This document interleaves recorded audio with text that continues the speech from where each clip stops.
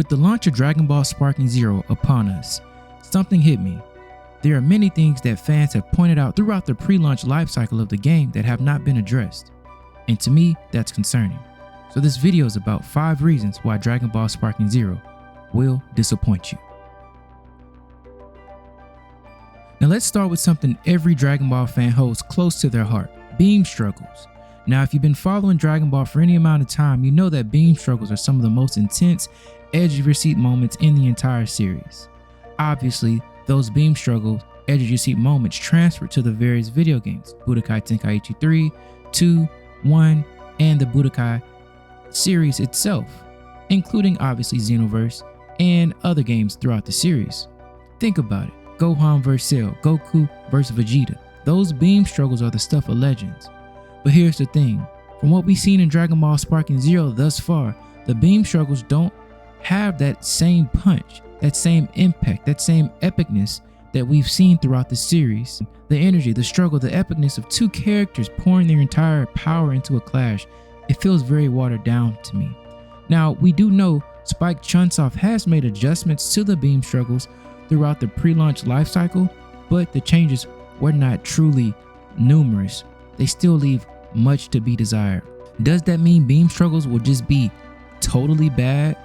Not necessarily. The main issues with beam struggles right now: every clash breaks the universe, every clash has a spinning effect, every clash doesn't actually take place within the environment of the arena, and also every character is an earth-shattering beam clash, meaning even Frieza Soldier versus Saberman beam clash will break the universe. We saw breaking of a universe in obviously the Dragon Ball Broly movie with 2 super high-powered characters. This shouldn't be occurring with lower-powered characters.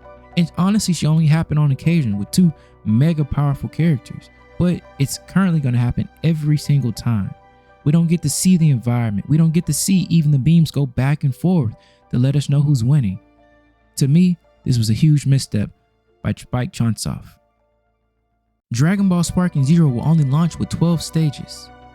Now granted, these 12 stages look magnificent.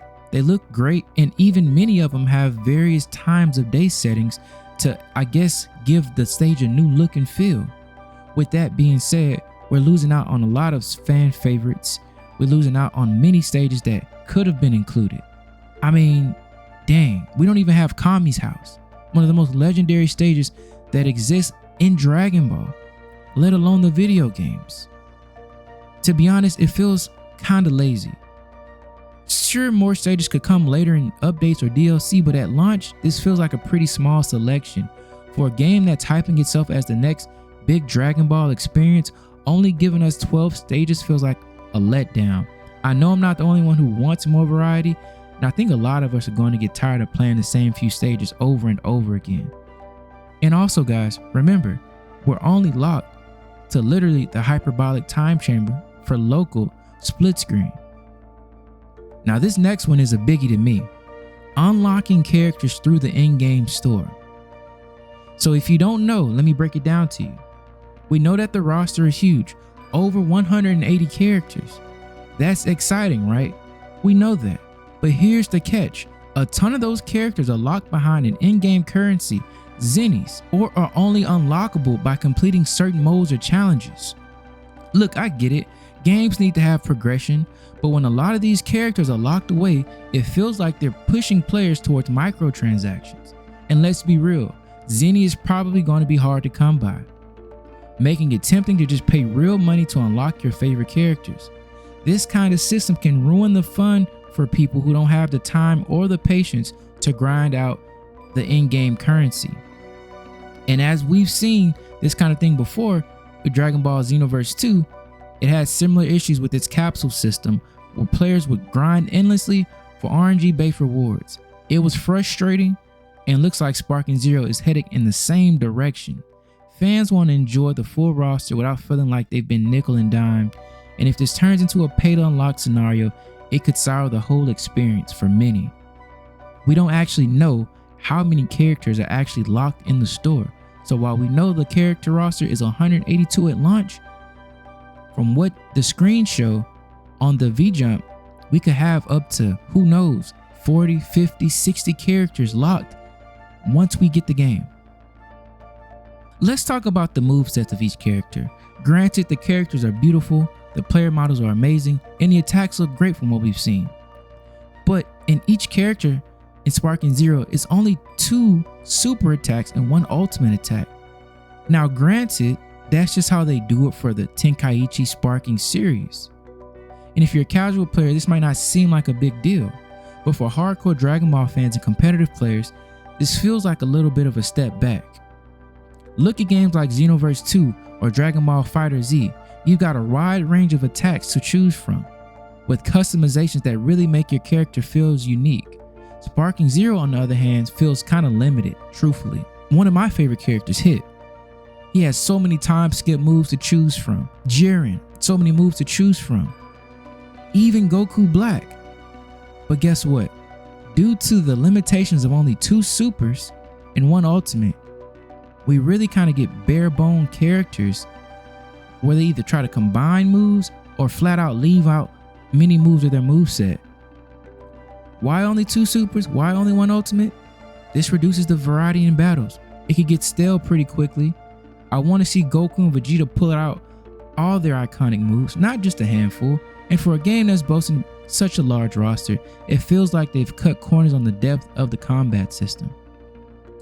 We know that in the past, it was only 2 supers, 1 ultimate, but guess what? It's 2024.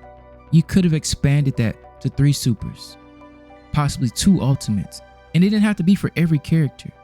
Those that deserve more supers and ultimates get that. Those that don't get it. And finally, this might be the biggest disappointment for a lot of us. Everything has already been spoiled. Thanks to all the leaks and early reveals, the entire roster, most of the gameplay mechanics, and even some of the story content are already out there. I even got to see a modded Ultra Ego Vegeta out there. We have mods out and the game isn't even out yet. Part of the excitement of a new game, especially a Dragon Ball game, is discovering things for yourself, unlocking characters, seeing secret transformations, experiencing those wow moments in real time. That's what keeps us coming back for more. But with all the leaks, it feels like there's no mystery left. That intrigue is gone. It's like going to a movie after reading all the spoilers. It takes away from the experience. And while leaks happen, the sheer amount of information that's out there for Sparking Zero pre-launch feels like it's robbed us of some of that magic. So there you have it. 5 reasons why Dragon Ball Sparking Zero might disappoint. Now don't get me wrong, I'm still excited for the game. I know a lot of you are too, but we've got to keep it 100. There are definitely some things that could hold this game back from being everything we hope for it to be. Let me know in the comments what you think. Do you agree with these points? Are you worried about any of these issues I listed? Or is there something else that you're concerned about? If you like this video, don't forget to hit the like button. And if you want to stay updated on everything Dragon Ball Sparking Zero, make sure to subscribe. Thanks for watching, and I'll see you in the next one. Salute.